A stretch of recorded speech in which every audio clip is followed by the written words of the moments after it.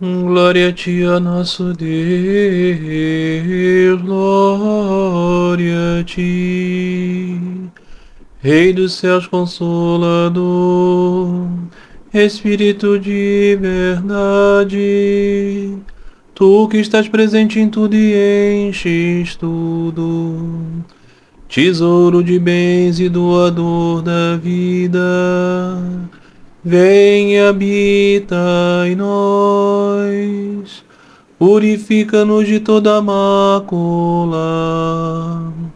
e salva, ó bondoso, as nossas almas.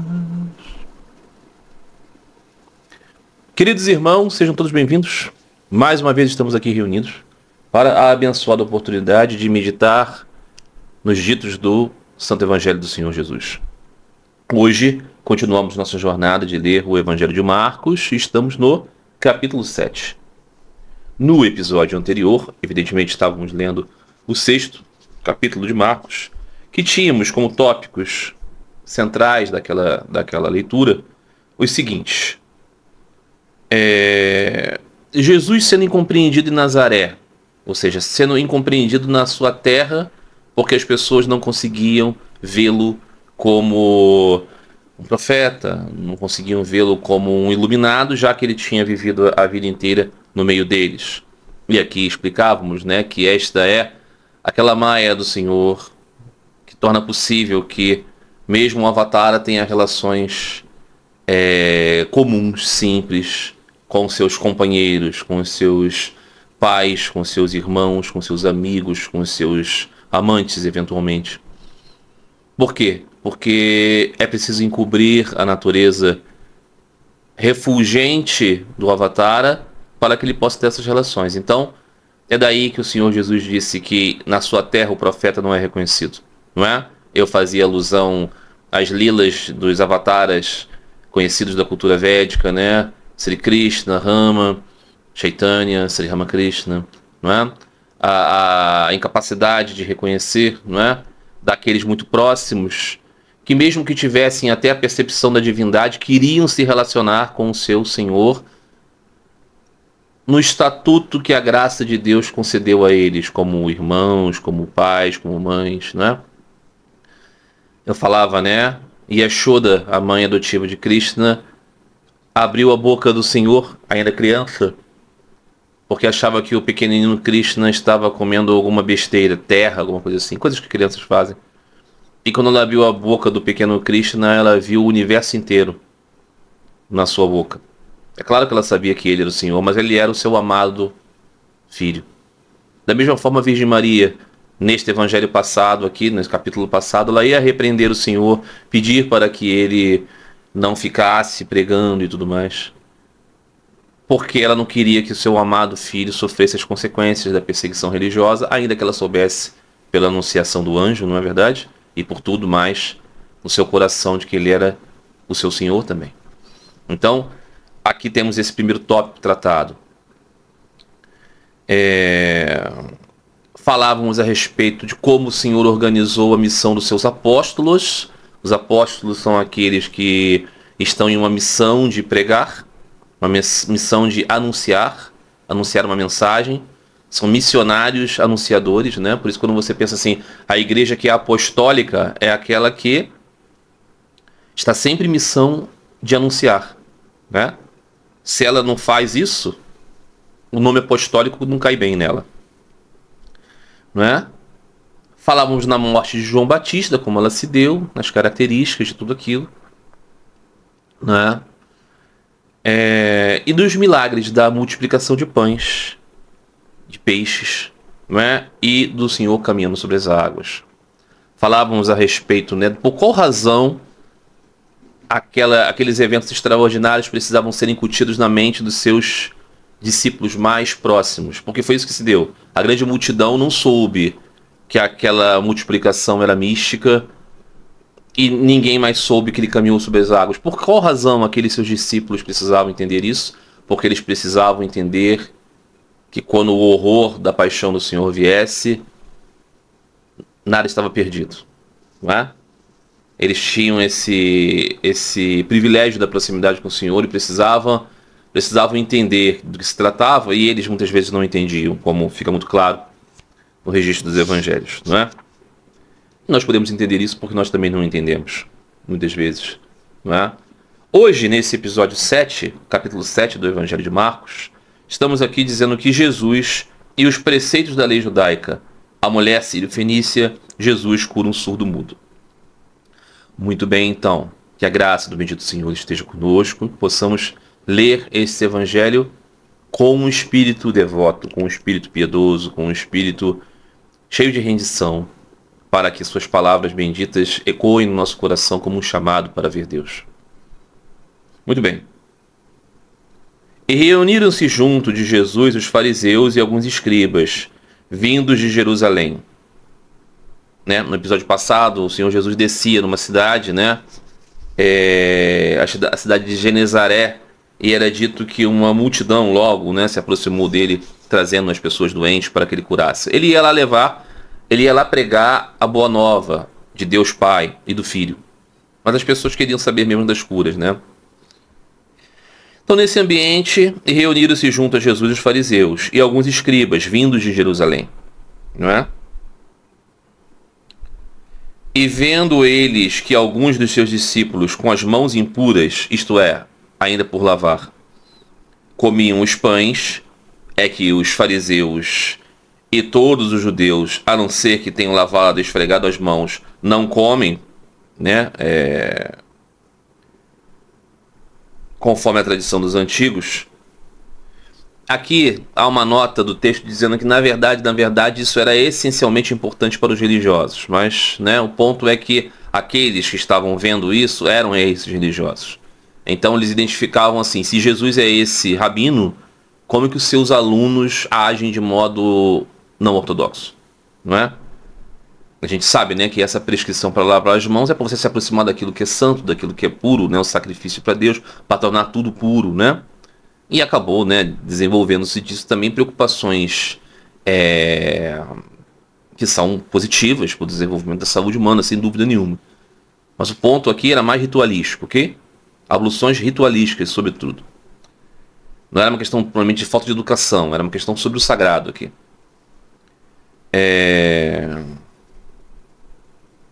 Muito bem. Então também assim, se lavavam as taças, se lavavam, né, os jarros, as vasilhas de cobre, tudo que era referente a isso, né? Perguntaram-lhe então os fariseus e os escribas: por que os seus discípulos não obedecem à tradição dos antigos, mas com mãos impuras comem o pão? Veja, tudo isso faz bastante sentido, ok? Aquelas pessoas estavam dentro de um contexto em que existiam sinais evidentes de uma vida ortodoxa, religiosa e sagrada. Se aquele Jesus se apresentava como um professor da lei, natural é cobrar dele que esse entendimento que eles tinham sobre o sagrado, por qual razão não era atendido.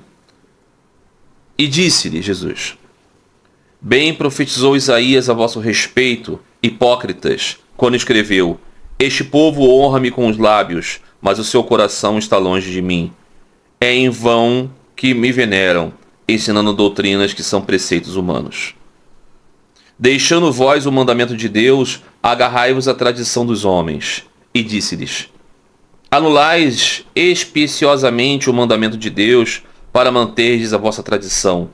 Pois Moisés disse: honra o teu pai e tua mãe, e ainda quem amaldiçoar o pai e a mãe seja punido de morte. Mas vós dizeis: se alguém disser ao seu pai ou sua mãe, Corban, isso é, dom para Deus, é a ajuda que poderias receber de minha parte.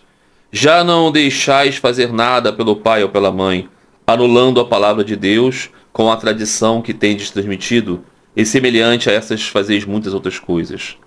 Ou seja, Jesus foi repreendido ou questionado por esses eruditos da religião, e o que Jesus respondeu? Que na verdade eles não eram observantes da lei de Deus no seu sentido mais profundo. Então ele faz menção à lei de Moisés aqui, dizendo: a lei de Moisés prescreve uma série de coisas, dentre as quais está o cuidado com os pais. E o que Jesus está dizendo é que muitos daqueles religiosos não tinham cuidado com seus pais. Assim que tinham, né, já a possibilidade de aquinhoar a sua herança ou de ter os seus próprios bens e dons, eles ignoravam a preocupação que tinham que ter com os pais, né? E ele dizia, isso é apenas um exemplo de tantas outras coisas que vocês ignoram da lei sagrada, dos 10 mandamentos aqui. E chamando de novo a multidão, disse-lhes, escutai-me todos e compreendei, nada há fora da pessoa que entrando nela a possa tornar impura, mas as coisas que saem da pessoa, essas é as que as tornam impura. Então, veja, Jesus ele entra em conflito constantemente com esses religiosos e ele cria essa relação, né, em que o povo é chamado a perceber a hipocrisia desses religiosos, o que explica também o grande grau de animosidade com que os religiosos trataram Jesus. Porque nós podemos considerar assim, de muitas maneiras, essa situação poderia ser um pouco mais amenizada, né? Com uma conversa um pouco mais, talvez, assim, veja bem, vamos entender aqui, de modo mais manso, talvez, né? Por qual razão o Senhor Jesus sempre confrontava eles assim, de um modo muito contundente? Porque ele percebia neles uma malícia, percebia neles não uma honesta busca por entender, mas sim uma tentativa de colocar armadilhas. Então, nesse sentido, a sua contraposição, e esse é o sentido da leitura de fé desse texto, é de que ele estava confrontando rudemente essas pessoas, não porque ele fosse um impaciente ou porque ele não quisesse ser cobrado, questionado, mas porque ele percebia que eles eram vilanescos, que eles eram falsos, que eles eram hipócritas, que eles não eram verdadeiramente piedosos. Eles, na verdade, queriam apenas uma falsa impressão de piedade. É o que explica, né, o tópico, né? A lei de Deus prescreveu isso e aquilo e vocês não praticam. E aí vocês vêm me falar sobre essa questiúncula aqui. Então depois ele vai para a multidão e fala, é uma instrução. Isso sobre a preocupação, sobre as abluções, isso não é necessário porque não é isso que os polui, mas sim o que sai de vocês. Aqui é evidente que nós sabemos que nós precisamos ter higiene, que nós precisamos sim, né, ter, né, ferver as coisas, né, os alimentos precisam ser, né, tornados, né, limpos de certa maneira para que a gente não prejudique o nosso corpo. Mas no que diz respeito à nossa alma, não se trata disso.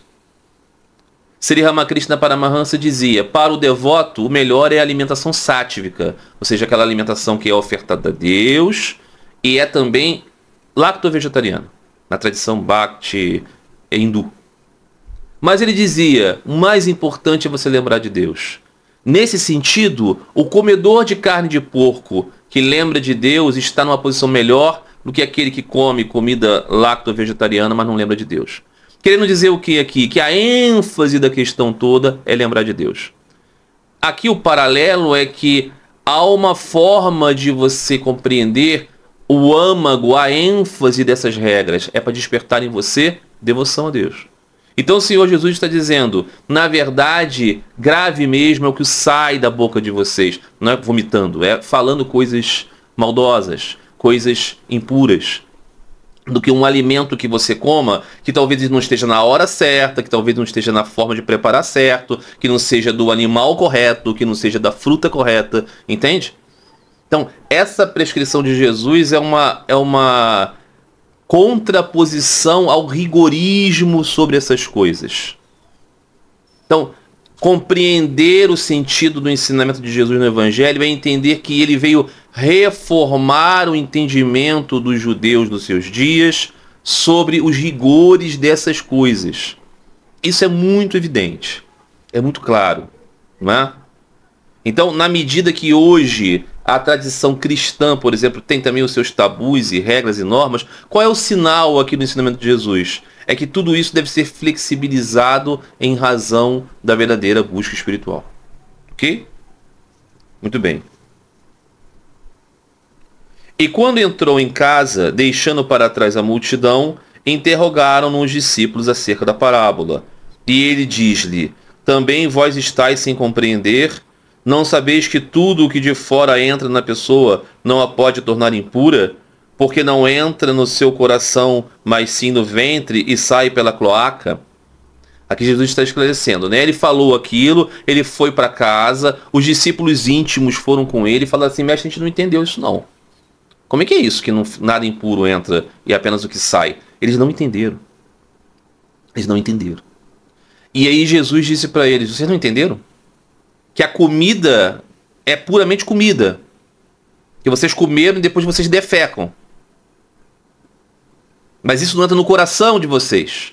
Ou seja, explicando, né, mais concretamente, mais rudemente, aquilo que era o óbvio da sua mensagem, dizendo assim, a preocupação com o corpo, ela é de menor importância do que a preocupação com o espírito.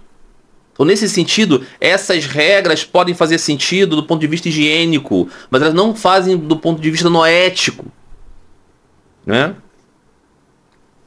Declarando assim puros todos os alimentos, e disse, o que sai da pessoa, isso é o que torna impura. Pois é de dentro do coração das pessoas que saem os maus pensamentos, prostituições, roubos, assassínios, adultérios e ambições e iniquidades, engano e devassidão, inveja, maledicência, orgulho, insensatez.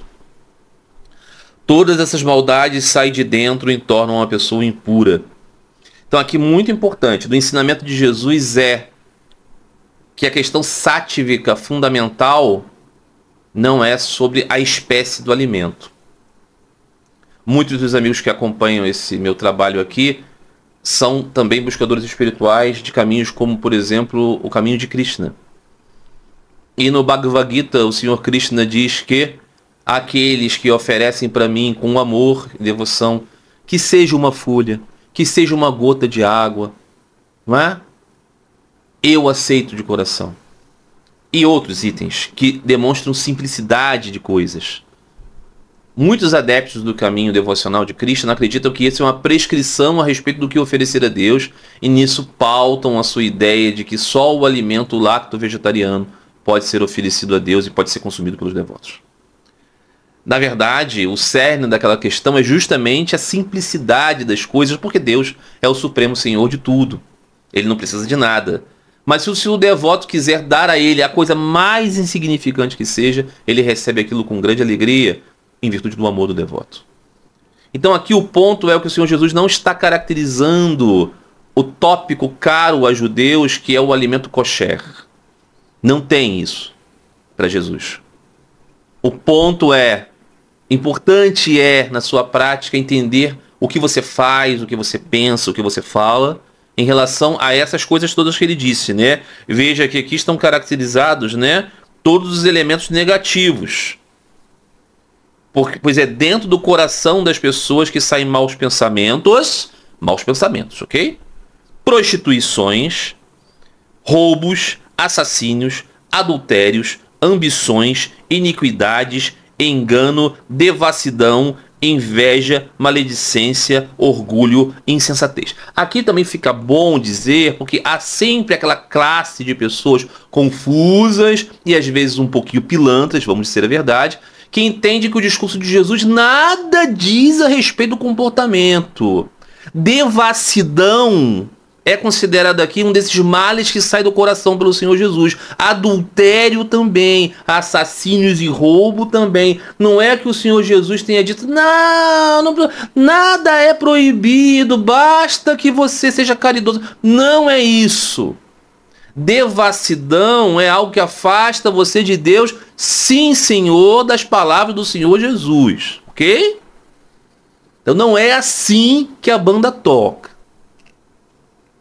Então ele está dizendo que mais importante do que seguir certas regras alimentares, de vestimenta, é você ser verdadeiramente puro no que você faz, e no que você pensa, e no que você realiza.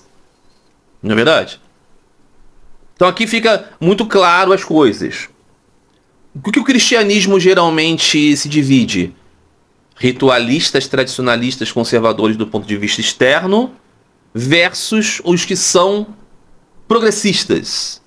Tudo que importa é fazer o bem às pessoas e viver como você quiser e ser feliz. E o outro vai dizer, tudo que importa é você ser muito rígido com as regras, tradições, ser conservador. E as duas coisas estão separadas aqui no ensinamento de Jesus. Se você compreende esse evangelho assim diretamente, né, do que ele passa, a ideia é de que Jesus olhava aquela sociedade das pessoas que se dividiam mais ou menos assim, os que não estavam observando nada, e aqueles que estavam observando apenas as exterioridades da religião, e ele não estava a apoiar nenhum dos lados. Só para que não venha entender alguém aqui dizer que devassidão tá tudo bem. O poliamor não cabe aqui no ensino do evangelho. Só para que você entenda. Também não cabe o excessivo rigor a respeito de regrinhas, de coisas no que diz respeito à piedade. A questão do coração, da sinceridade. Não é? É claro que uma pessoa que é muito piedosa e faz isso com profundo e intenso anelo, com profunda e intensa humildade, querendo ofertar o seu melhor para Deus, é claro que isso é muito bom. Mas no momento que ela passa a ser um regulador da piedade dos outros e começa a pensar assim, que bom que eu sou tão piedoso ao contrário dos outros, já se perdeu tudo. Ok? Muito bem. Partindo dali, Jesus foi para a região de Tiro e entrando numa casa, não queria que ninguém soubesse, mas não conseguia passar desapercebido, porque logo ouviu falar dele uma mulher que tinha uma filha possessa de um espírito impuro e veio lançar-se aos seus pés. A mulher era grega, sírio-fenícia de origem, e pedia-lhe que expulsasse os demônios da filha dela. Ela disse-lhe, deixe que primeiro... Não, ele disse, deixa que primeiro coma os filhos, pois não é bonito tomar o pão dos filhos para o lançar aos cães. Mas ela respondeu e diz-lhe, Senhor, até os cães comem debaixo da mesa das migalhas das crianças. E Jesus disse-lhe, por causa desta tua palavra, vai, o demônio saiu de tua filha. E ela, voltando para casa, encontrou a criança recostada na cama e o demônio ausente. Essa é uma das passagens mais poderosamente difíceis de serem explicadas do Evangelho.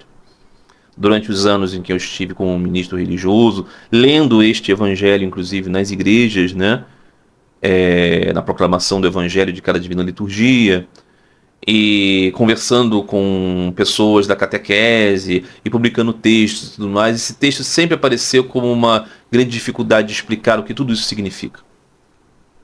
Primeiramente, Jesus está indo para uma região onde existem muitos não-judeus.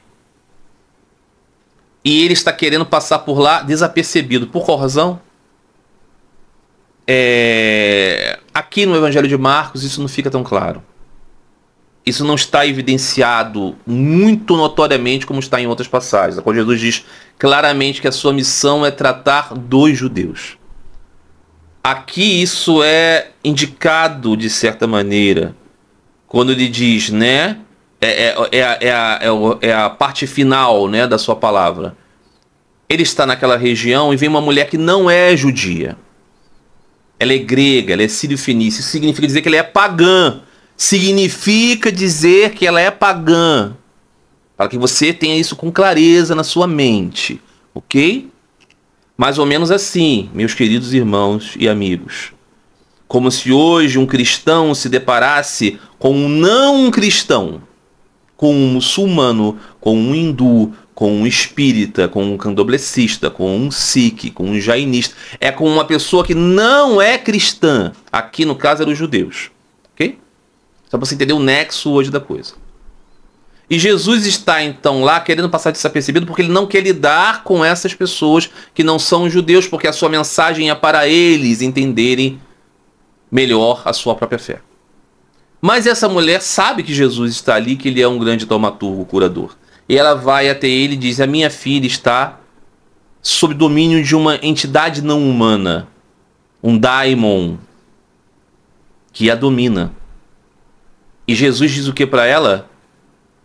Não é correto que eu saia da minha trilha de atender aos meus para cuidar dos outros. E aí ele usa uma expressão que é rude, que é feia, que é feridora, que é uma ofensa. Ele diz, não posso tirar o pão da mesa dos filhos para dar para os cães.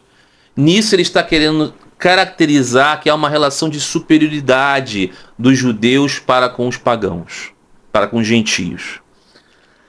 essa palavra dava todas as possibilidades daquela mulher reagir a Jesus, daquela mulher se voltar contra ele, daquela mulher praguejar contra ele. Mas ela ouve aquela palavra e, tomada de grande humildade, diz: mas veja, mesmo eu sendo um cachorrinho, eu vou ficar à espera para ver se cai da mesa dos filhos uma migalhinha.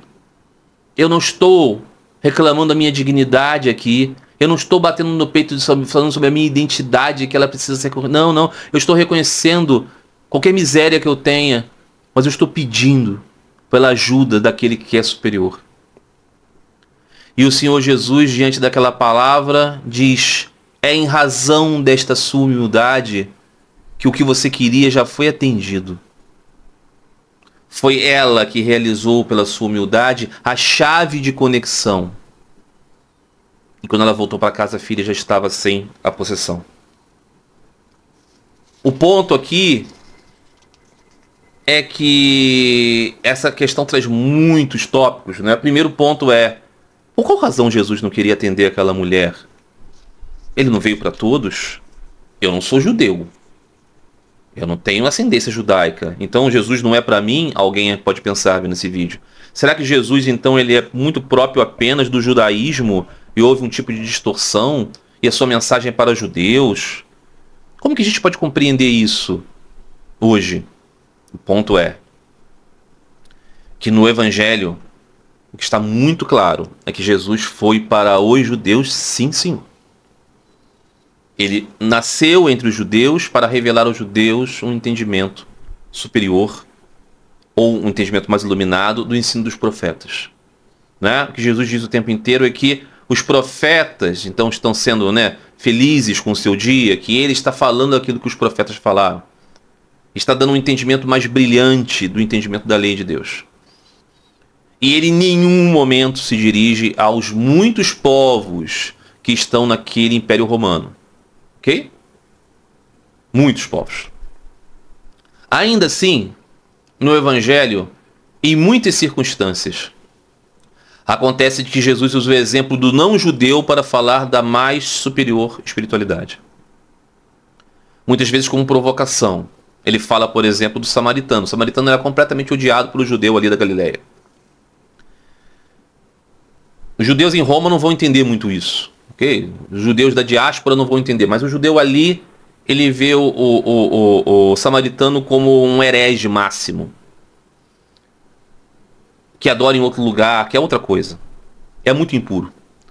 E Jesus fala, né, daquele bom samaritano como um exemplo de grande fé. A passagem do Evangelho que diz, né, o leproso, né, os 10 leprosos foram curados. Os 10 foram curados, mas apenas o samaritano leproso voltou para agradecer. Isso está no Evangelho por alguma razão. E também se diz no Evangelho que um centurião romano se aproximou de Jesus e rogou a ele por ajuda. E Jesus até se prontificou em ir à casa dele. Mas o homem disse: eu sei que o Senhor tem poder para curar daqui, não precisa ir lá. Porque eu sou muito indigno que você vai visitar a minha casa. Mas se você diz uma palavra só que seja, tudo se realizará. E Jesus disse que aquela fé daquele homem era a mais alta que ele viu em todo Israel. E agora temos essa mulher sírio-fenícia com Jesus, é muito rude. E diz: não, olha só, eu não estou aqui para atender essa ralé, não. Eu estou só para atender os meus. Mas aquela mulher diz: mas deixa eu pegar um pedacinho da sua graça, que seja. E Jesus diz: isso que você diz mostra que você é digna da fé. Então o ponto aqui é que aquela mensagem dada aos judeus, ela, por muitas vezes no Evangelho, se mostra universal. Ela se mostra capaz de ser absorvida por todos. Mas é a figura de Paulo que vai tornar o ensino de Jesus levado para outros que não são judeus. E isso é preciso ficar absolutamente claro. Quando você vai à carta de São Paulo àqueles devotos de Jesus na Galácia, carta aos Gálatas, que é onde São Paulo explica como se deu o seu chamado por Jesus. Seu chamado por Jesus também está explicado no livro chamado Os Atos dos Apóstolos. Mas nos Atos dos Apóstolos, e acho que em 2 ocasiões fala, né, de como Paulo foi chamado por Jesus. Mas em todos os casos, é alguém falando sobre Paulo. E em todos os casos, o relato é diferente daquilo que o próprio Paulo falou dele mesmo sobre o que aconteceu, ok? A começar pela questão, né? Paulo, que era ainda Saulo, né? Que havia nascido na Cilícia, onde está a cidade de Tarso, né? Uma área hoje do território turco. Ele era um judeu e ele estava obstinado a perseguir aqueles hereges que adoravam Jesus. E ele, então, no caminho de uma dessas suas jornadas de perseguição aos hereges, que ele era legitimado pelos sumos sacerdotes para poder fazer isso, ele ia prender para que fossem apedrejados e mortos esses, ok? Era isso que ele fazia. Em um desses momentos ele estava, né, na cidade de Damasco. No relato de Paulo, ele já está lá, ele não está indo para lá. Ele então é tomado por uma luz e por uma voz que diz para ele ser Jesus, que reclama porque ele está perseguindo os seus e que ordena Paulo a pregar para os gentios. E Paulo nem vai a Jerusalém. E Paulo não está cego e vai ser recuperado da visão por alguém, não. No registro de Paulo não tem nada disso. E é muito engraçado que Paulo tenha esquecido de detalhes tão importantes do seu próprio registro. O que caracteriza que Paulo só foi para Jerusalém 3 anos depois. E aí ele ficou 15 dias com Pedro. Mas logo ele tem problemas sérios com Pedro e com os discípulos e com aqueles próximos deles, incluindo Tiago, o irmão do Senhor, segundo as palavras de Paulo, que era o líder da comunidade dos judeus observantes que criam em Jesus, embora ele não tenha sido um dos apóstolos. E Paulo deixa claro que se confrontou a ponto de dizer, né, enfrentei Pedro na cara e chamei de hipócrita em virtude do posicionamento judaizante daqueles apóstolos. Ou seja, os apóstolos de Jesus queriam manter tudo entre os judeus e queriam que os gentios que por acaso aderissem se tornassem como judeus no comportamento, na alimentação, na circuncisão, que é um aspecto fundamental. E Paulo estava dizendo que ele, Paulo, não tinha nenhuma obrigação de obedecer a Pedro e aos demais, porque ele era tão apóstolo quanto eles, porque ele foi chamado não por nenhum homem, mas por Jesus, Deus, o Filho de Deus. Ele faz uma distinção também clara entre Deus Pai e o seu Filho. Ele faz uma clara distinção. A qual ele disse, eu fui chamado para uma missão. Se Pedro vai falar para os circuncidados, eu vou falar para os incircuncisados. Ou seja, eu falo com os gentios, ele fala com os judeus, está tudo certo assim. Mas é em virtude de Paulo que a mensagem de Jesus se espalha para a universalidade. Se permanecesse no círculo 2 discípulos de Jesus, nem sabemos o que poderia ter acontecido, já que eles todos foram martirizados e eles estavam falando para os judeus inteiramente. É com Paulo que isso muda e é com Paulo que definitivamente vão se tornar coisas distintas, judaísmo e cristianismo. Não é? Então aqui na mensagem de Jesus, o ponto é que ele está realmente esclarecendo os judeus, ele manda os seus discípulos aos judeus. Então, o que podemos pensar aqui, você, meu irmão e minha irmã que estão me ouvindo agora aqui, que são cristãos, que têm Jesus como seu lista de avatar, como seu ideal escolhido, mas não são judeus. Será então que essa mensagem não é para mim? É claro que essa mensagem é para você. Se você tem a fé da mulher sírio-fenícia, se você tem a fé do centurião romano, se você tem a fé do samaritano da parábola, se você tem a fé daquele leproso samaritano que voltou para agradecer. É para essas pessoas que Jesus está dizendo, muitos virão do Oriente e do Ocidente para sentar junto à mesa de Abraão, Isaac e Jacó. Mas a mensagem original daquela histórica figura presente no mundo, Jesus, no seu tempo, foi dada para iluminar uma tribo específica. E é por isso que nós podemos compreender que existem outros que falam especificamente dentro de um certo tempo, dentro de uma certa circunstância, ainda que a mensagem que eles tragam seja completamente universal, evidentemente. Não é? Muito bem. Continuando. E saindo de novo da região de Tiro, veio pela Sidônia para o mar da Galileia, atravessando o território da Decápole, que são aquelas 10 cidades, né, de cultura grega. E trazem-lhe um surdo mudo e pedem que imponha a mão sobre ele. E levando-o em privado para longe da multidão, Jesus meteu os dedos dele nos ouvidos dele e, cuspindo, tocou-lhe na língua. E olhando para o céu, suspirou e disse uma palavra, né, em aramaico, que quer dizer: abra-te. E logo se abriram os ouvidos dele e soltou-lhe a prisão de sua língua e falava corretamente. Claro, né, uma pessoa surda, né, também não vai falar com fluência e tudo mais. E Jesus mandou-lhes que não dissessem a ninguém, mas quanto mais lhe recomendava, mais eles o apregoavam. E ficaram espantados em último grau, dizendo: ele faz tudo de maneira tão bonita, põe os surdos a ouvir e os mudos a falar. Então aqui, né,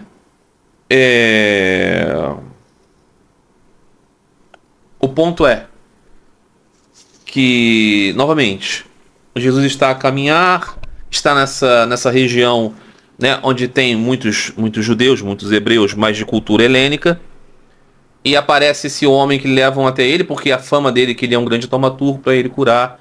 Ele cura o homem, é muito característico, né, que assim, é evidente que o homem era doente, é evidente que o homem não falava, é evidente que era surdo.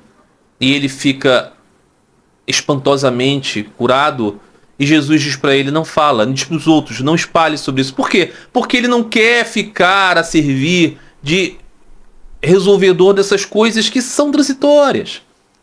Porque todo surdo mudo morre, todo filho da viúva de Naim morre, toda filha de Jairo, o chefe da sinagoga, morre. Não foi para esse tipo de morte que Jesus veio trazer vida. Foi para a vida do espírito, novamente, a questão dos alimentos, né, e tudo mais aqui. Então, é esse que é o tópico, mas as pessoas o desobedecem. Porque estão espantadas com um assombro. O que assombra as pessoas não é o poder de sua palavra sobre o Pai Celestial, mas é sobre a possibilidade de que elas melhorem as suas vidas aqui. O que continua sendo o paradigma de nossa dificuldade de compreender a mensagem espiritual mais profunda. Não é? Estamos sempre muito preocupados com esse elemento, com esse aspecto. Não é verdade? Então aqui, veja, eu falava, né, anteriormente, o Evangelho tem essa preocupação de dizer: Jesus veio para os seus, Jesus veio para os judeus, mas aqueles que se mostraram extremamente puros, mesmo não sendo hebreus, eles eram aqueles, né, dignos de serem chamados de grandes devotos, de grandes almas, de grande fé, não é? De certa maneira, né, o que esse Evangelho está querendo dizer? É que a mensagem é, sim, universal, ainda que ela tenha sido toda ela orquestrada dentro de um ponto de vista local mesmo, né? O paradigma do cristianismo é que ele passou a desenvolver a tese da nova aliança, ou seja, a antiga aliança perdeu-se. Essa não era a tese dos discípulos de Jesus, não, tá? Essa não é a tese dos discípulos de Jesus. Eles eram judeus que queriam reconhecer o Senhor Jesus no meio daquela tradição. Mas com Paulo, isso muda. E aí o que acontece? Há uma ideia de aquilo que os judeus perderam, os cristãos vão assumir.